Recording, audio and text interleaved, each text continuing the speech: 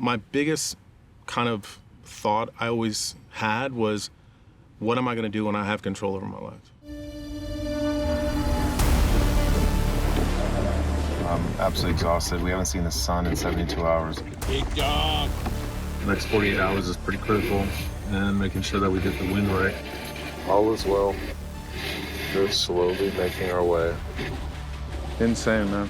It's the craziest thing I've ever done. And I've done some crazy things.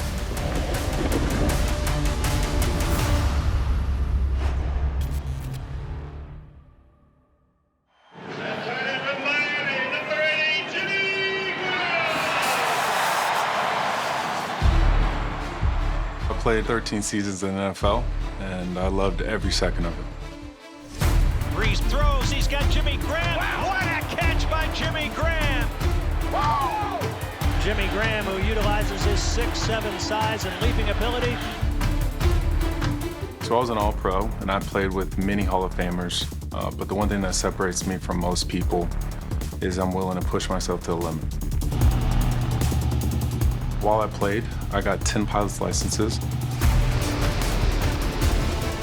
and rowing across the Arctic Ocean now. And the reason for it is because, I want to see how far I can push my body and my mind. That'll be a little bigger, huh? So the Arctic Challenge is 4 people on a boat that has no engine. All we're doing is rowing. My tip is if you see a spike coming, try to row through the top of it. Yeah, I'm trying to. I've always wanted to row an ocean. John was like, oh, look, there's an article about Jimmy Graham wanting to sail around the world. He was like, you should get him to row across the ocean with you. He'd be a good athlete for it. I was like, okay, I'll send him a DM, and it's like, crazier things have happened. I'd never thought he was actually going to respond to me. And it's this long, long thing, and it says, hey, I heard you're going to sail around the world. Have you ever thought about rowing across an ocean? And I said, I thought I was like, well, actually, yes. And so I screenshotted it to Trope, and the first thing he says is, tell her it's a package deal.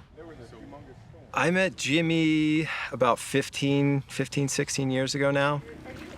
Jimmy and I have very similar character traits, and I knew eventually his time has to come to leave the NFL. I have to retire from the Navy, and I've been wanting to do a challenge like this for a long time. We're aiming to row from Tromsø, Norway, all the way up to Svalbard, crossing the Arctic Ocean. The current record is 15 days. His background off the field is like the perfect fit for someone trying to get into an adventure like this. He has the mental and physical tools to do this. The only issue is he hasn't rowed that much. And so, like, when you do that, you have this one down and this one's like above, kind of. Yeah, so flat is stable. We're chasing 4 to 5 world records. We're also going to try to raise $1 million for various organizations in New Orleans, one of them being the Covenant House. Today was the first time that we were able to be on campus here at the Covenant House and take a tour. I started my career here, for the first 5, and then I was traded away, unfortunately. I had to go to Seattle and then find my way. But last year I came back.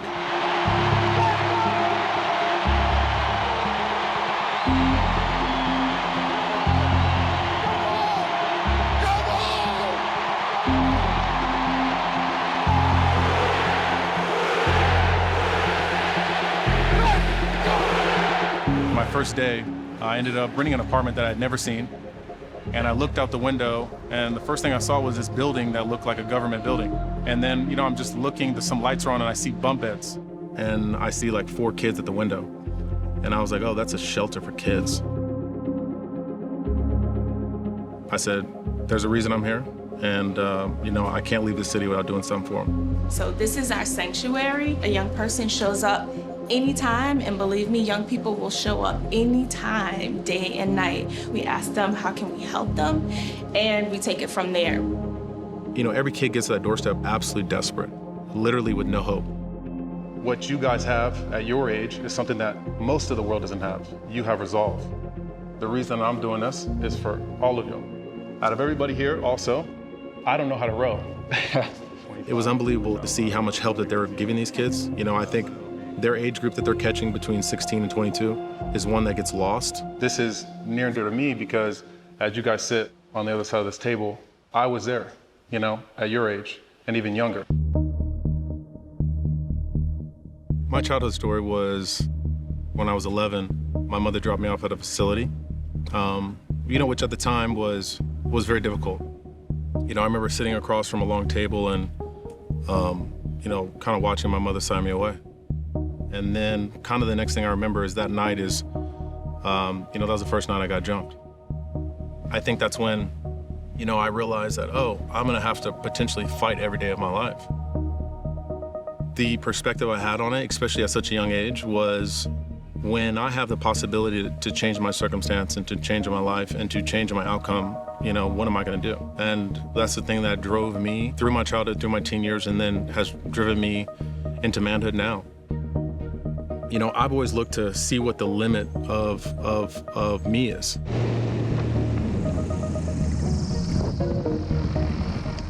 I think it's interesting how we act as humans when pushed to the absolute limit. And I certainly think I'm gonna find a limit at the Ultra Challenge.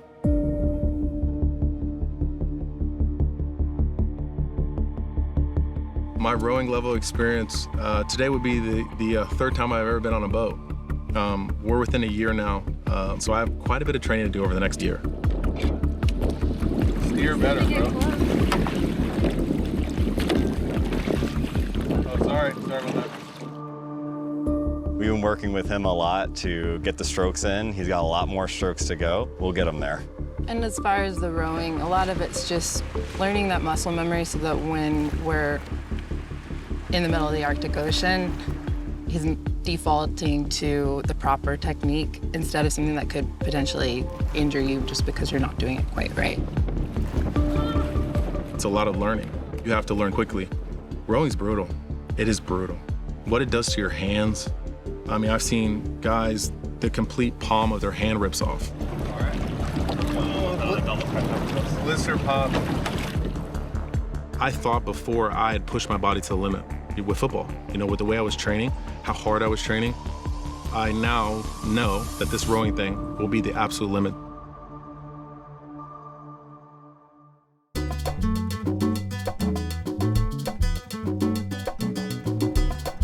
This will be our last big trial. We're heading into the open ocean. There's going to be a heavy 24 hours, and then we'll get to turn around. We got a lot to learn on this one. Good morning. It's about to be 3 terrible days of wind. We've got a southeast wind, and it'll be gusting up to 23 today, and it'll be 6 feet waves, so it'll be very interesting to see what we do. You want to say our bathroom? It's just a bucket. It's just a bucket. No flush, maximum comfort, zero privacy. We're all very close now. Our bathroom, it's a bucket, but Jimmy's offered to get a carbon fiber seat, so it not only looks nice, but it performs really well on the high seas. This boat has no engine, so we've got to put the fenders out, get everything ready, get the ropes ready. We've got to put the dagger board in, and then make sure all the systems are working before we leave. The boat itself is fully carbon fiber. It is the latest and greatest open ocean rower you can possibly be on. The boat, I guess I would describe it as a hoagie roll. It's shaped like a hoagie, more or less, with 2 compartments at the end for sleeping and equipment. One of the cabins has all of the electronics. That'll be the one that me and Andrew will be in. And unfortunately, I think it's the smallest cabin. It's like sleeping in a car trunk. That's about how much space you have, so it's not a lot. It's tight for me. It'll be very tight for Jimmy. This is the dungeon right here. It's very uncomfortable. I'm 6'7". Our sleep deprivation is going to be one of the harder things. We can only sleep 45 minutes at a time. We row 2 hours on, 2 hours off. The boat never stops rowing. So over a 2-week period, sleeping 45 minutes at a time, you also have to be sharp and you have to understand the decisions you're making. That'll probably add the most interesting dynamic. See how everybody reacts to the lack of sleep and the monotony of 2 hours on, 2 hours off. You can kind of feel it. Yeah. Yeah, because we're getting smashed that way. That's it. The Arctic Ocean is one of the most dangerous waters in the world. And one of the reasons it's so dangerous, the weather patterns are very interesting up there. We're gonna get hit by some type of front. We have this para-anchor. It's a parachute that goes under the water, and we all go and hide in the cabins, and you just hold on for a day or two. And the boat will just sit there in circles as you're going up and down these 40-foot swells. I think the last couple teams have gone on para-anchor for like 48, 36 hours. So, and when we're on para-anchor, we all had to be in the cabins, so. There will be opportunities. And then we'll to want to get row cozy. as fast as possible to Longview Beach. We try to come up with every single thing that can go wrong and have a plan for it. For me, it's the anxiety of the unknown, but that's the best part about it, is knowing that you've prepared for the challenge, you've put in all the work. Brutal. You don't want to shove off and think, maybe I should have covered this. The team aspect is so important. It can make it or break it. Obviously, we know each other very well, and Jimmy and Andrew know each other really well. I've spent a significant amount of time with Jimmy, just one-on-one. Now we're adding John and Hannah into the mix. 175. 175. Got it. Got it. Jimmy's a very guarded person. His biggest thing is maybe letting go of control.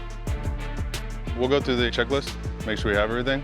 Adequate nutrition and hydration, check. Ensure someone off the boat knows the plan. Awesome. It's gonna be a long slog. Just take it one shift at a time. Get through the next evolution. When you're alone in the middle of the ocean, you got to keep a level head and just keep moving forward, even when you don't want to. It's exciting for us to do something that's just so out there.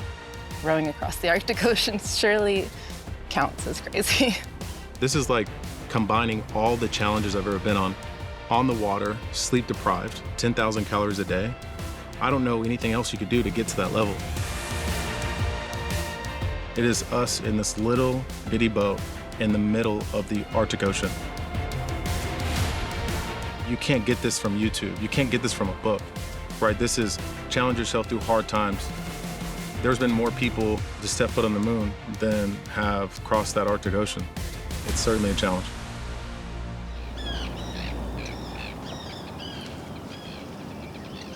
How's it going, guys? Hey, Simon. We're doing pretty good. How are you? Excellent.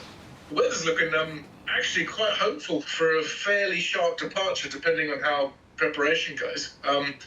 If you could leave tomorrow, that would be pretty good for your starting weather conditions, just to get you out there, just to allow you to get into a good rhythm over that first 24 hours without having to worry too much about, big waves and all that good stuff.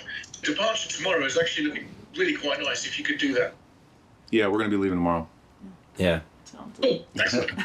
Easy sales pitch. Well, you've got to do something spectacular on the 4th of July, haven't you? Yeah. Wow. Yeah. I forgot 4th of July. 4th of July, wow. Happy July 4th. As you can see, the tide is starting to pull out, and that's what we've been waiting all day. So as soon as it starts pulling a little bit harder, we'll shove off and get started. We'll be taking off, so think about us and keep us in your thoughts. It's going to be an interesting journey. You can do it, guys. Good luck. Hold on, you're Hello. I'll see you on the other side. See ya. Good luck. You can do it. Have fun. Good luck.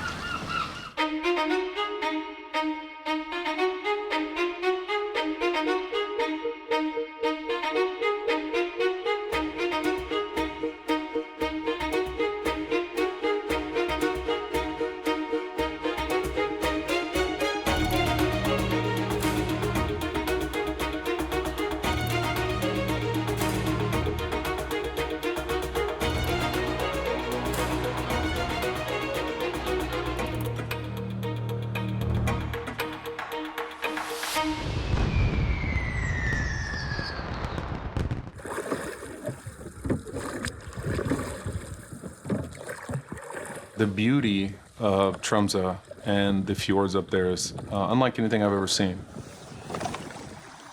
That was so peaceful to have completely flat water for, what seemed to be forever. It's actually beautiful weather and it's not too too cold. So yeah, we're having a good time.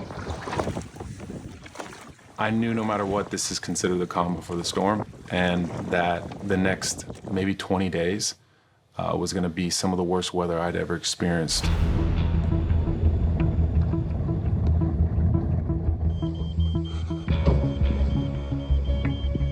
A little bit about cabin life. It's pretty cramped in here. It's actually kind of a good thing because we are rocking right now with the swells. So far we've been doing 90-minute shift patterns. We just find that this is the best blend of getting some seat time, but not having your back or your butt hurt on the seat. And also is long enough for the folks resting to get a little bit of a nap in and still have time to eat. Ocean rowing delicacy. Basically, the way you live is 2 hours at a time. Nothing else really matters. I'm on this thing for an hour and a half. And then from there, I come in, take off all the wet stuff, get warm, and then look at the weather models that I downloaded to the iPad. We're in a great position to just head north with a nice wind. So looks like we have internet right now. So I gotta go download these models. I am very seasick. This is why. The cabin is rocking around like a roller coaster. We have had some challenges. I was seasick for probably a good 4 to 5 hours. Hannah is also seasick. She's had it a bit longer. I did fall asleep while rowing a few times, and he had to wake me up. I was a little bit depleted. Luckily, stuck with my motto of puke and rally. Day 3 update. We are making good progress against some less than favorable conditions. You can get sunburnt in the Arctic. Oh my God. That's my sunshine every day. Every day I get to wake up to that. Miserable. I told him you can look at my beak. I was like, yep, you can get sunburnt here. All right. So tired. And he's tired. Did you show him our Airbnb in there? Huh? Did you show our Airbnb in there? Yeah. It's a bit of a mess, but I tell you what, I had pasta bolognese. Pretty legit. Yeah, and it was ice cold, but still edible.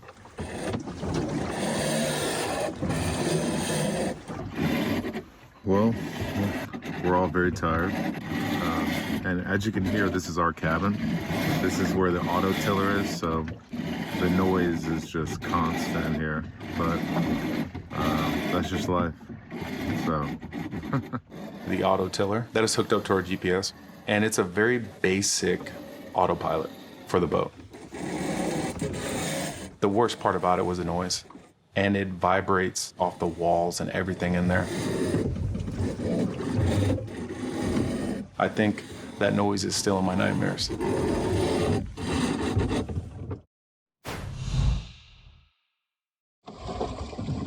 This is midnight in the Arctic.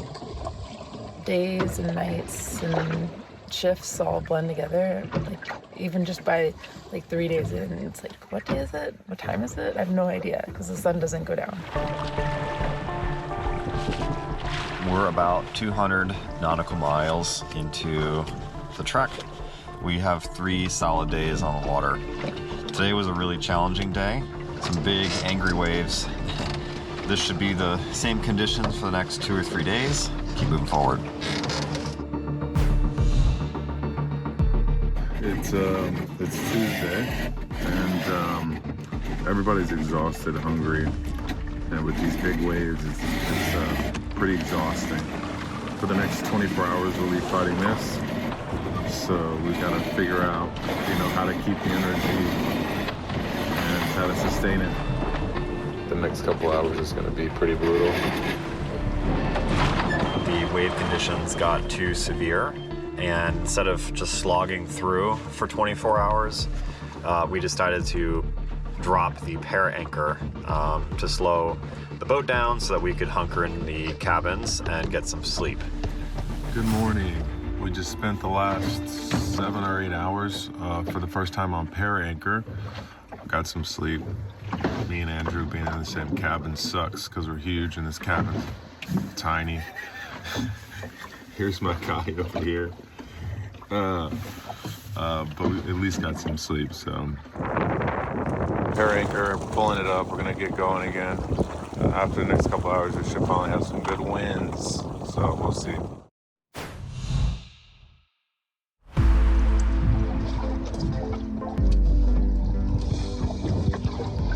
I'm feeling a little upset.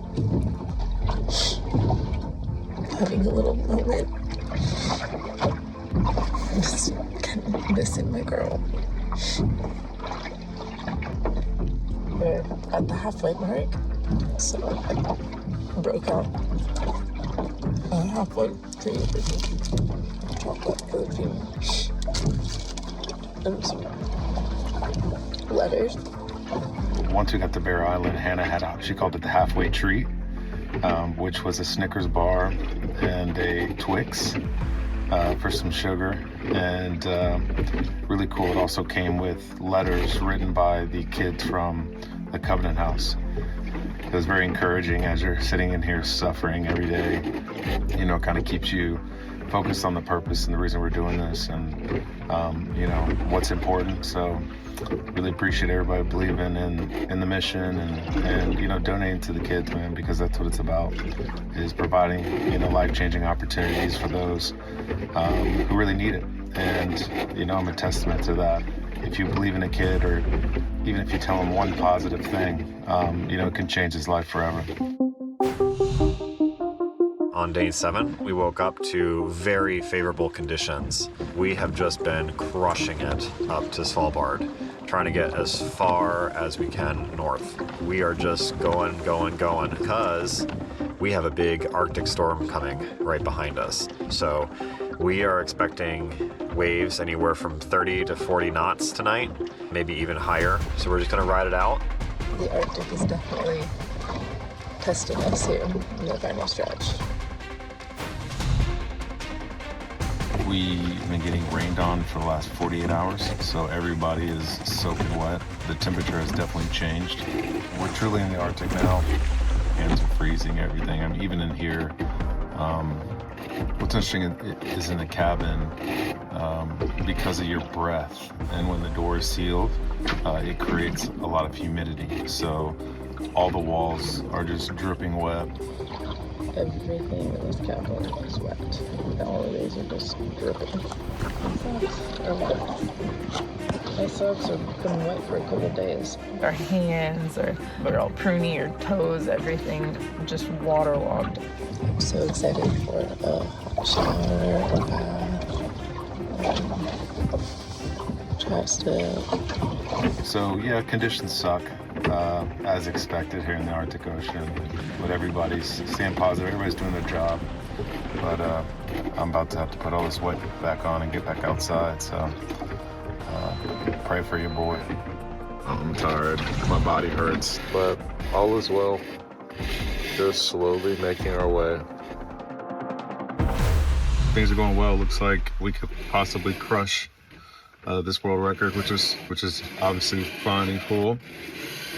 You know, but more importantly, you know, I just saw the Saints tweeted our mission, and New Orleans gave me a chance and believed in me when most people didn't. So, you know, it's awesome to be able to repay that debt back to the city, back to an organization doing unbelievable things for so many kids in the area.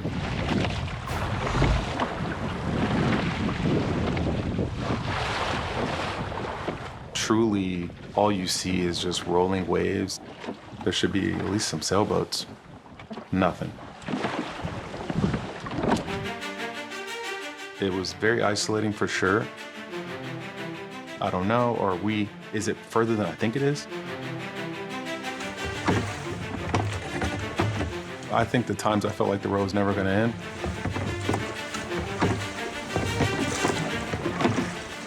Big dog.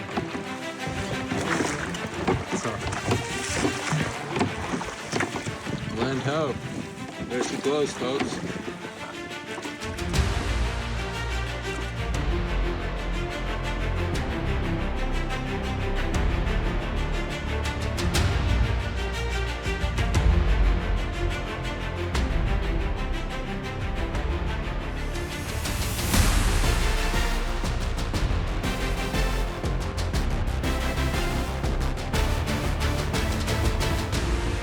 seeing land, it was one of the most beautiful things I'd ever seen. The number one thing I was thinking was, we just crushed this world record. Whoa, who would have thought? A year removed from knowing nothing about rowing, you know, we're pulling into this wild, barren island. Jimmy has been absolutely incredible on the oars. I didn't think he'd be able to pick up rowing that fast, but then again, it's Jimmy Graham. What can't he do? I thought about the kids that we're doing it for, a lot of emotions. The journey there was the wildest journey I've ever been on in my entire life. Just proud to do it with the people I did it with and for the causes that we did it for. We just wrapped up rowing 600 miles from Tromsø, Norway, all the way up to Longyearbyen, Svalbard. If I had to boil it down to a word, I would say raw. This has been, for me, kind of the final frontier. It's been a very rewarding experience. First class. Wow. Yeah? Oh, we haven't seen people in over a week. Thank you guys, really appreciate it. How was the journey? Good. Good? It's awesome. Yeah, very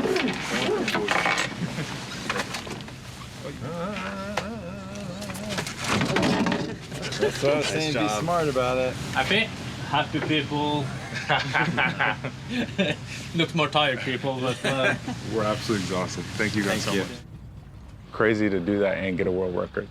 The previous world record was 15 days and a few hours. We ended up doing it in 10 days and a few hours, so crushed it. I would be considered the first Black person to ever be in that ocean and complete it. The Huppies are the first married couple.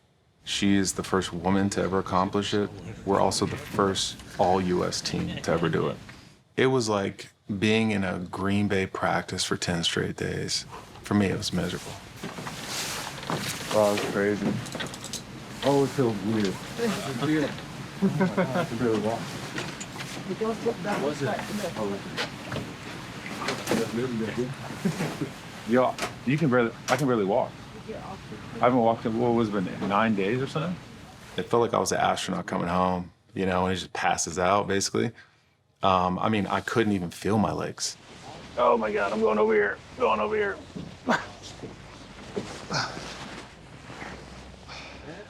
Cramping now? No, I can barely walk. Insane, man. It's the craziest thing I've ever done. And I've done some crazy things. That was the hardest thing I've ever done. Collectively, that's some of the hardest things we've ever done. I mean, Hannah's a beast for just walking on her 2 feet right now. I think out of the 8 days, she ended up being seasick for probably 4 or 5 of them. She said that she was hallucinating one night. I remember, you know, me and her were rowing, and I think probably 20 times I looked back, and instead of rowing, she was like tapping the oar on the water because she's just not even there. You know, to go through that for a purpose. A lot of this journey is about resilience and trusting each other. It really was a once-in-a-lifetime experience, and I'm always going to look fondly on all of those memories, even the hard ones, because it's just been incredible. Oh my God, stop.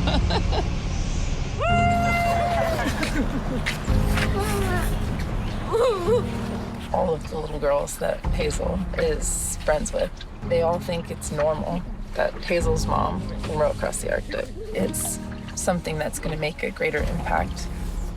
Life for me has been like a true journey, I would say, from where I started to now sitting here in the Arctic Ocean. Since I left my house as a kid and became a man,